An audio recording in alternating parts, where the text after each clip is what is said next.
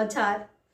વડોદરા શહેરના Raopura police station વિસ્તારમાં અલગ અલગ જગ્યાએથી ગુમ તથા ખોવાયેલ મોબાઈલ ફોન શોધી કાઢી તેના મૂળ માલિકોને પરત કરી પ્રશંસનીય કામગીરી રાવપુરા પોલીસ દ્વારા કરવામાં આવી હતી। પ્રાપ્ત માહિતી અનુસાર રાવપુરા પોલીસ દ્વારા રાવપુરા પોલીસ સ્ટેશનની હદમાંથી ગુમ થયેલ મોબાઈલ ફોન CEIR એપ્લિકેશન નામની મદદથી તેમજ IMEIના નંબરના CDR આધારે ગુમ થયેલ 50 મોબાઈલ જેની કિંમત અંદાજ 8,22,000ના મોબાઈલ શોધી કાઢી મૂળ